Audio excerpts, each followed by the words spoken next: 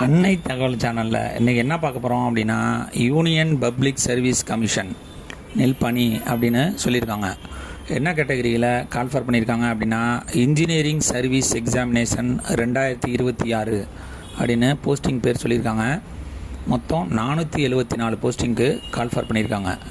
எந்த கேட்டகரி அப்படின்னா, services post under the following category அப்படின்னு சொல்லியிருக்காங்க.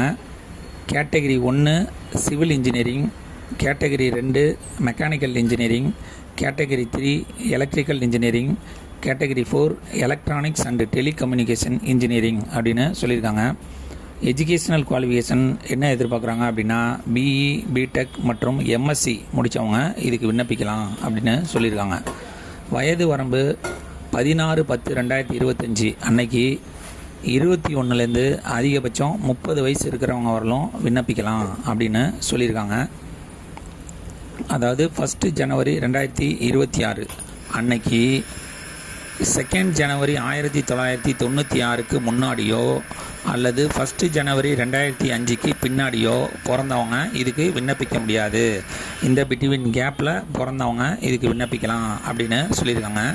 இந்த பிட்வீன் கேப்பில் பிறந்தவங்க தான் 21லேருந்து 30 வயசுக்குள்ளே இருப்பாங்க.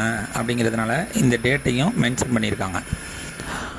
இதுவே upper age limit, age relaxation யாருக்கு கொடுக்குறாங்க அப்படின்னா, கவர்மெண்ட் சர்வீஸ் அதில் இருந்துருந்தாங்க அப்படின்னா அவங்களுக்கு ஏஜ் ரிலாக்ஸேஷன் கொடுக்குறோம் அப்படின்னு சொல்லியிருக்காங்க.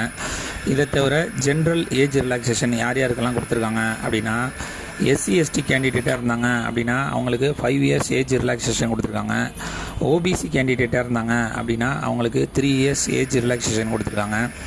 ஜென்ரல் மற்றும் எக்கனாமிக்கலி வீக்கர் செக்ஷனில் ஃபிசிக்கலி சேலஞ்சர் கேண்டிடேட்டாக இருந்தாங்க அப்படின்னா அவங்களுக்கு 10 வருஷம் ஏஜ் ரிலாக்ஸேஷன் கொடுத்துருக்காங்க.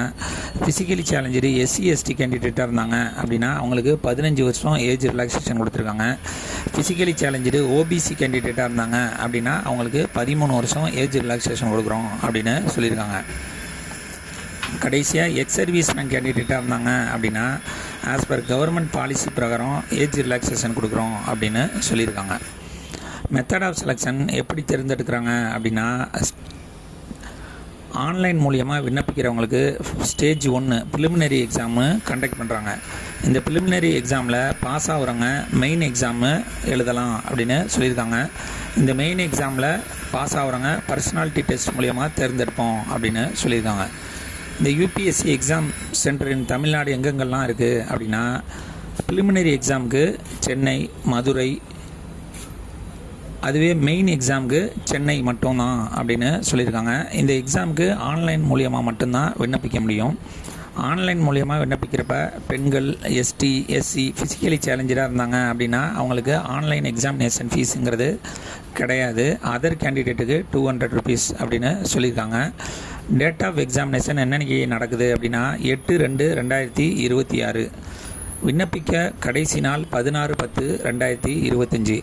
நம்ம தமிழ்நாட்டில் நடக்கிற டிஎன்பிசி எக்ஸாமில் 1 டைம் யூசர் ஐடி பாஸ்வேர்டு அப்படிங்கிறது இருக்கும். அதே மாதிரி யூபிஎஸ்சிலையும் ஆல்ரெடி நீங்கள் விண்ணப்பிச்சிருந்தீங்க அப்படின்னா அந்த 1 டைம் யூசர் ஐடி பாஸ்வேர்டு வச்சு டைரெக்டாக இந்த எக்ஸாமுக்கு விண்ணப்பிக்கலாம். 1 டைம் யூசர் ஐடி பாஸ்வேர்டு இல்லை அப்படின்னா ஃபஸ்ட்டு 1 டைம் ரிஜிஸ்ட்ரேஷன் பண்ணிவிட்டு அதுக்கப்புறம் தான் இந்த எக்ஸாமுக்கு விண்ணப்பிக்க முடியும்.